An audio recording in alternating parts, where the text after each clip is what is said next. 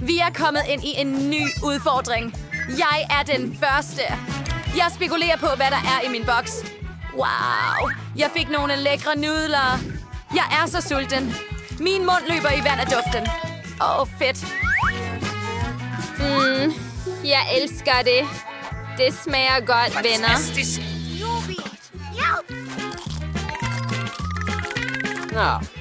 Hvad? Disse nudler er så lækre. Det er bare utroligt. Jeg vil have det hele på en pind for at gøre det hurtigere og sejere. Godt. Fantastisk. Jeg er som et... nu er det jeres tur, venner. Så er det min tur. Jeg ville ønske, jeg var lige så heldig som Susie. Det Nej. er bossen. Lad os Den gå. stærkeste sauce i verden. Stakkels Mike. Vi tror på dig. Damn. Det er meget lettere. Det er lettere for mig med din støtte. Det ser ud til, at det kommer til at brænde. Nogen giv mig noget varmt vand, og jeg vil være tvivlsfri. Susie, hjælp mig. Jeg er ked af det. Jeg har ikke noget, men jeg har ikke åbnet min boks endnu. Wow. Hvad er det? Det er en fantastisk ting. Magisk bold her. Jeg spekulerer på, hvordan det virker. Min hånd er frossen. Den er blevet til is. Kom nu. Nej. Susie, hvad læser du? Okay, hun er frosset. Emma, vågn op. Frog Flight Marapit. Det er tid til at bruge min ildsauce. Hvor brændende det er. Kan ikke holde det ud. Vær ikke bange, piger. Jeg vil redde jer alle. Jeg er i livet. Tak, Mike. Gå! Dette vand vil slukke din ild. Kom nu! Det er meget nemmere så. Tak, Susie. Ordne mit hår. Kan du starte? Gå videre, Mike. Jeg fik. Hyha, et mareridt. Mike var uheldig igen. Er der nogen, der vil bytte? Okay, jeg lader som om, jeg bider i et sødt, saftigt æble. Nej. Det hjælper slet ikke. Det er en joke. Kom nu, flotte. Kun for dig, Susie. Dette er meget ulækkert. Bliver denne løgn nogensinde brugt op? Det brænder allerede i min hals. Hvor trist det er. Jeg ved ikke engang, om din tårer skyldes løg eller konstant uheld. Nej. Hvorfor gør du ikke?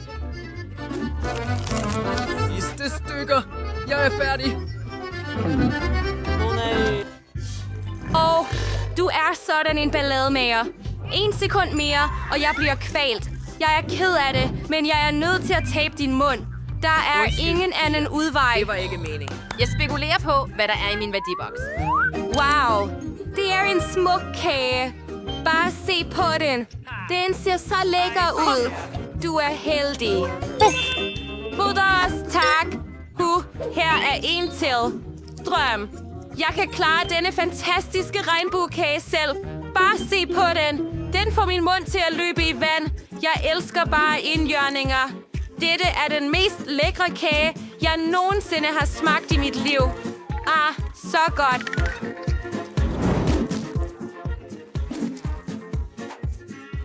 Få det!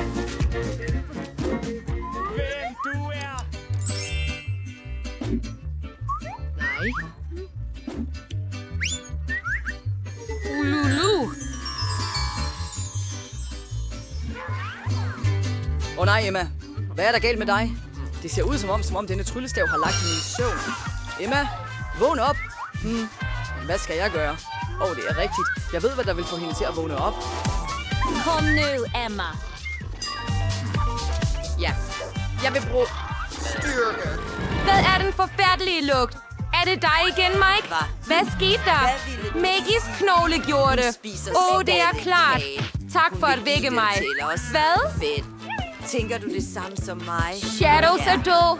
Ja, jeg har en rose. Ja, sej. Lad os gå ind med magiske farver og tænke på Susie. Fremragende. Hej. Hej. Susie. Til mig. På det der. Tak, Mike. Det er så sødt af dig. hvor duftende det lugter. Og hvor søvnig jeg er. Hurra! Kagen er vores. Bang. Hvor ligger dagens Kan ikke stoppe. Glee, kan jeg starte? Hurra! Tak! Nej, jeg fik en sur citron. Jeg har slet ikke lyst til at spise den. Vær modig, Emma. Fint. Det er noget møg. Jeg prøver. Det er surt. Hold da op. Sikke et syn er jeg en Jeg vil ikke ræv. spise det længere, og bed ikke om det. Nu er det din tur, Mike. Kom nu. Wow, hvor kælers. Jeg har ikke engang mig selv endnu. Prøv ikke engang Du er bare- at springe. Er du allerede her? Wow, det er så lækkert. Der er også søde marmelader her. Du grådige ting. Okay, så åbner jeg min boks. Wow, jeg har fået en medaljon. Det er sejt. Så, hvad skal jeg gøre med den? Wow. Det er så sejt. Det er et ur. Men fyrene er meget sejere. Jeg spekulerer på, hvad der sker, hvis du trykker på denne knap. Det er mærkeligt. Jeg føler ikke noget. Hej gutter, hvad laver I? Fedt. Stop tid. Jeg kan gøre, hvad jeg vil. Wow, denne lækre cocktail. Gud, fedt. Jeg kan virkelig godt lide det. Og her er marmeladen.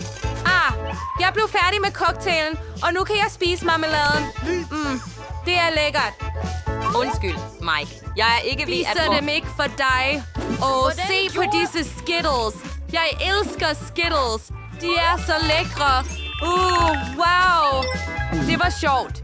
Og nu lad os se, hvad der er fedt ved Emma. Hej, veninde. Hvad med lidt citronsaft og stål i munden? Det bliver noget. Det er tid til at begynde at tegne. Men først vil jeg lige rette lidt på Mike. Jeg har altid ønsket at gøre dette. Men han modstod, og nu vil han ikke nægte Susie. Se på det. Det er hyldende morsomt. Start. Grunden til, at jeg ringede til dig. Hvor er min elixir? Hvad? Emma spiste en citron? Haha. Hvorfor er du bange for mig? Det er morsomt. I er virkelig sjove. Jubi.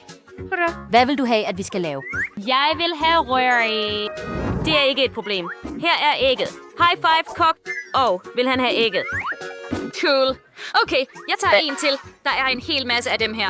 Hvad kunne være lettere end at lave spejlæg? Jeg elsker min søster, og jeg vil gøre det svært for hende. Og jeg tilføjer også grøntsager. De er så farverige og saftige. Jeg er sikker på, at B-babyen vil kunne lide dem. Du skal bare skære skiverne og bruge disse seje forme til at skære blomster.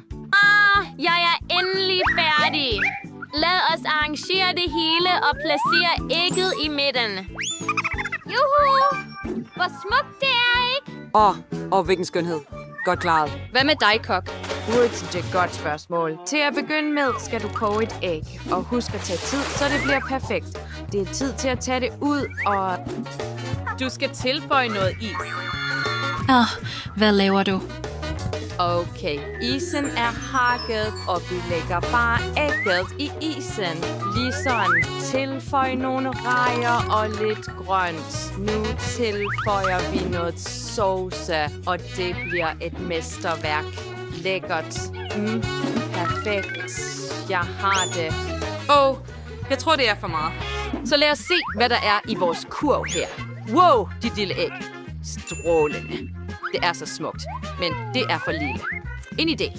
Jeg vil forstørre det med min superenhed. Og det virkede. Wow. Jeg vil helt sikkert fodre babyen med dette æg. Du skal rense det. Der er min kniv. Kom nu. Hvad sker der? Hvorfor knækker skallen ikke?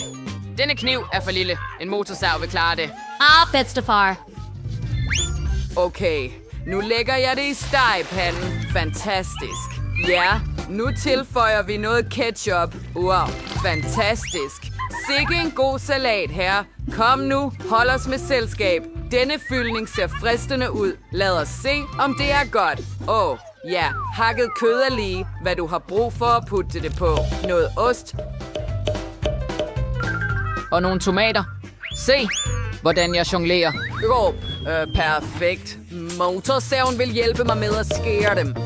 Fantastisk. Nu nogle syltede agurker. Frisklavede.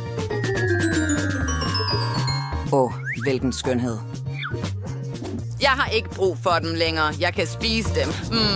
Perfekt. Lad os fortsætte med ægget og lægge bollen ovenpå. Perfekt, ægge. Værsgo, baby. Wow, jeg kan ikke vente med at smage disse retter. Bedstefar lavede en hel burger. Det er besluttet. Jeg starter med den. Det er så lækkert. Alle rosa syltede agurker. Lad os prøve, hvad det er. Ikke dårligt. Jeg kan godt lide denne burger. Hvad er det her? Gulerod? Jeg kan ikke lide grøntsager. Hvad lugter det af? Rejer? Endnu en ubehagelig overraskelse. Er dette et kogt æg? Det er ikke kogt helt. Jeg er ret tilfreds med burgeren, som bedstefar lavede. Du har vundet, bedstefar. Hurra! Jeg er så glad. Tak, skat. Jeg elsker eksperimenter. Er du færdig med at tegne, skat? Den næste ret er cupcake. Og endda en regnbue-cupcake. Jeg kan klare denne opgave. Lad os gå i gang. Jeg ser regnbuens farver her. God start. Jeg laver 7 cupcakes på én gang, ligesom regnbuens farver. Peekaboo. Jeg er et skørt geni. Bedstefar, du er så sjov. Det er hyldende morsomt. Marmeladeøjne vil være ansigterne på min ret. Alt skal være præcist og klart. Min gelé-løsning er allerede klar til at lave skøre cupcakes. Hvor sejt det bliver. Se bare på dette. Nu skal jeg fryse det. Ja, fedt. Det vigtigste er ikke at spille Chilen på vejen. Okay, vi læser det på hylden. Og vi venter. Ventetiden er så udmattende. Det driver mig til vanvid. Den gamle mand har ret, at vente er ikke den mest behagelige aktivitet. Jeg vil bage cupcakes i ovnen og tage tid, så de ikke brænder på. Okay, lad os vente. Hurra, de er bagt. Hvilken duft. Bravo. Hvorfor dufter det så sødt? Undskyld. Okay, jeg skal også gøre noget. Wow, så mange cupcakes, kok. Ja, og jeg vil lave en regnbue. Præcis som baby ønsker. Og fløden vil hjælpe mig med det. Lad os tegne nogle skyer her og regnbuens farver på de små pandekager. Hvad med mine cupcakes? Er de frosne? Ja, bedstefar er klar. Wow, godt klart. Wow. Fupnummer. Gab ikke, baby. Nu vil bedstefar vise en mega super klasse. Hvis du blander disse stoffer, vil der ske en fantastisk reaktion. Denne form vil pynte min ret. Ja, det vigtigste er at gøre alt forsigtigt. Klar. Perfekt. Fantastisk. Bedstefar har sådan nogle seje pandekager, og kokken har en hel regnbue. Hvordan kan jeg slå dem? Tak, kok. Jeg låner lidt dig. Jeg hælder det i Coca-Cola-flasken og sætter den i ovnen. Det vigtigste er ikke at glemme at tænde den. Jeg håber, det virker. Lad os se, hvad jeg har fået. Sejt. Hvor varmt det er. Nu er jeg klar. Lad os putte noget flødeskum på toppen.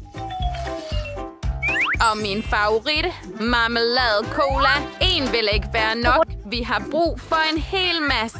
Okay, hvordan det dufter. Hvad synes du om det? Wow, en regnbue af cupcakes. Jeg elsker også cola. Hvor usædvanligt og interessant. Fløden lugter dog dårligt. Okay, jeg tager det af. Lækkert. Ikke dårligt, men ikke særlig velsmagende. Wow, cola. Jeg elsker det. Lidt marmelade på toppen og flødeskum. Det er lækkert. Hvad? Er kagen indeni? Hvordan får jeg den ud? Jeg vil ikke prøve det. Wow, chefens regnbue-cupcakes er smukke. Det er præcis, hvad jeg ønskede. Og endda bedre. Kok, du er en gudinde. Hvor fantastisk. Jeg vil prøve 2 cupcakes mere. Smagen er stadig fantastisk. Jeg er så med, men jeg kan bare ikke stoppe. De er så lækre. Jeg vil ikke nægte mig selv denne fornøjelse. Ups. Bedstefar, vi har en ny ret. Jeg sover ikke. Jeg vil have kakao. Det bliver gjort. Hvad end du siger, søs. Bedstefar er helt klar. Gå bare, venner. Glem det. Kom nu, jeg laver sjov. Disse tinger vil hjælpe mig med at få kakaobønner. Bare læg det her i. Okay, hej, hurra, kun flagene er på plads. Du kan starte eksperimentet. Ja, tilsæt den ideelle mængde vand, ikke en dråbe forbi. Jeg glemte fuldstændig tændstikkerne. Det er rigtigt. Fantastisk. Nu vil vi koge vandet. Underligt. Off. Det gør ondt. Ups, bedstefar, er du okay? Det er ingenting, skat. Bedstefar er blevet brændt mere end én gang. Men kakaoen vil blive brygget korrekt. Klar? Nå, hvad siger I, piger? Du overgjorde det. Kakao er meget simpelt. Det vigtigste er ikke nøjagtighed, men skønhed. Dyb kruset i sirup og krymmel. Fantastisk. Nå, hvad er kakao uden Nutella, ikke? Jeg elsker bare jordbærpasta. Det er virkelig lækkert. Babyen vil helt sikkert kunne lide det. Jeg hælder det direkte i kruset. Perfekt. Og pynter med flødeskum. Ja. Lige sådan. Det er fantastisk. Tilføj nogle skumfiduser, de er så søde og bløde. Bare perfekt til kakao. Du har ikke set kokkens kakao endnu. Hvilken duftende muffin. Men det gav mig en idé. Vi skal skære det i midten, og vi får ikke brød for midten. Så spiser jeg det. Godt klaret. Ved du ikke, at enhver professionel kok har sirup ved hånden? Vi hælder det bare på siderne, og så tilføjer vi lidt mere sukker. Se! Fantastisk. Er det ikke magisk? Lad os tilføje noget Nutella inden. Chokolade-Nutella. Hvad laver du? Ha! Godt klaret, bedstefar. Fint. Jeg tilføjer det bare sådan. Perfekt. Nu skal jeg bruge nogle skumfiduser. Kun håndtaget til min chokoladekop mangler. Her, jeg vil bruge denne slikkepind. Det kommer til at se hypnotiserende ud. Hvad synes du om denne idé? Wow, fantastisk! Kok, skat, kom nu, spis! Wow, hvor mange fantastiske drikkevarer. Jeg tror, jeg starter med denne kakao. Den er for sød. Okay, men bløden er perfekt. Wow, det er guddommeligt. Det er så fedt. Jeg er begejstret. Helt op at køre. En rigtig lækker bisken. Og denne kakao ser usædvanlig ud endda i glasflasken. Jeg sætter et sugerør i og prøver det. Hvor stærkt det er ulækkert, bedstefar. Der er ingen mælk her. Det er smagløst. Jeg håber, at denne kakao fra kokken er mere lækker. Kruset ligner en cupcake, og det er en cupcake. Det er et mirakel. Nå, trommevirvel. Og søster vinder. Virkelig. Tak, venner. Jeg er så glad. Hej, Macarena. Juhu. Yay. Okay, jeg er klar. Jeg vil have en is. Kom nu, venner. Okay. Hvad? Vil du have en is? Ja, jeg vil have en is. Fint. Jeg går i gang med eksperimentet. Ikke noget problem. Ja, jeg vil bruge nogle Skittles. De er så farverige. Fantastisk. Lad os hælde Skittles på bordet og opdele dem efter farve. Lige sådan. Nu skal jeg bruge formene til isen. Se denne søde enhjørning. Lad os hælde dem efter farve. Du har nogle Skittles på dit ansigt. Det er så lækkert. Okay, så nu skal jeg bruge noget Sprite. Lad os åbne dåsen og hælde det i formene. Så er det sådan der. Vidunderligt. Nu sætter vi pindene i og fryser det. Se mit lille køleskab. Perfekt. Og nu venter vi. Bingo. Okay, hvad skal jeg finde på? Jeg har en genial idé. Alle vil blive overrasket over at se den sorte is. Vi tilføjer noget kul og mælk og rører det grundigt vidunderligt. Det smager ikke så dårligt.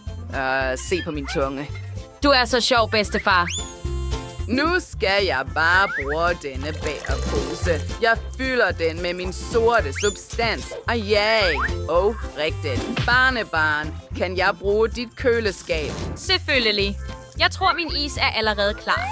Perfekt. Wow, det er så farverigt. Ja, er det ikke sejt?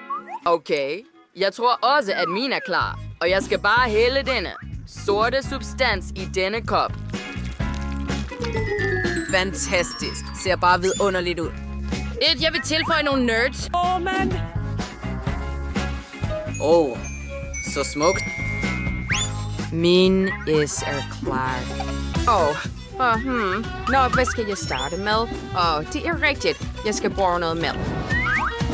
Noget sukker. Lison. Tag det, pige. Okay, kokken er i gang. Nu tænder jeg for komfuret og perfekt temperatur. Vi skal hælde blandingen i denne bagepose. Og kom nu. Jeg har også brug for dette køleskab nu. Fedt. Vi skal forberede vaflerne. Med noget guld. Se, de ser bare vidunderlige ud. Nu skal isen hældes ovenpå og indeni vaflen. Vi skal selvfølgelig dekorere det med nogle gyldne drys. Perfekt. Så skinnende. Og mønten bliver charmen. Wow, det er så fedt. Vi er klar, skat. Hvor skal jeg starte? Det er fantastisk. Fantastisk. Så, lysende. Sejt. Er det spiseligt? Nej, det er bare en mønt. Men det er så sejt. Og lækker går jeg ud fra. For meget guld, kok. Wow, det her er en regnbues, og den er så lækker. Virkelig? Tak, søs. Jeg elskede det. Og en indjørning. Wow, denne is er sort, og den har surt slik. Men jeg vil prøve isen nu. Hej. Bedstefar smager forfærdeligt. Jeg kan ikke lide det. Søster er vinderen. Sejt. Tak, skat. Juhu, sejrsdans.